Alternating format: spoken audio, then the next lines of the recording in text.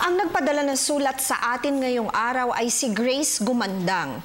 Ayon sa kanya ay may problema daw siya patungkol sa kanyang marriage contract. Sa maikling sulat sa amin ni Grace, lumalabas na siya ay kasal sa isang Filipino dito sa Pilipinas. Subalit ngayon daw ay ang foreigner na boyfriend at nais daw nitong ipawalang bisa ang kasal niya sa kanyang asawa. Grace, ang kasal ng dalawang tao ay hindi basta maaaring ipawalang bisa dahil lang sa may iba ka ng karelasyon. Maraming bagay na kailangang bigyang konsiderasyon ng korte bago ito mag-grant ng annulment. Tandaan na may dalawang uri ng kasal na maaaring ma-annul.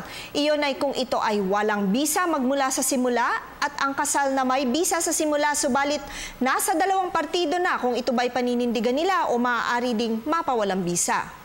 Ang mga kasal na sinasabing walang bisa magpasimula pa lamang ay enumerated sa ilalim ng Article 35 ng Family Code na nagsasabing ang mga sumusunod na kasal ay walang bisa magmula sa simula. Una, yung mga kasal sa pagitan ng dalawang tao na mas mababa pa sa edad na 18 years old kahit pa may consent ng mga magulang nila. Ikalawa, kasal na binasbasan ng taong wala namang o hindi naman autorisadong magkasal unless buo ang paniniwala ng dalawang partido na may authority ang nagkasal sa kanila.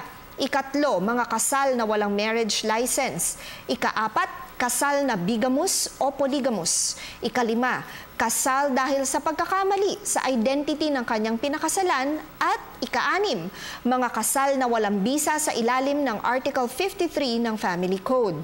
Wala ring bisa magmula pa sa simula ang mga kasal sa ilalim ng Article 36 ng Family Code dahil sa psychological incapacity ng isa sa mga partidong ikinasal.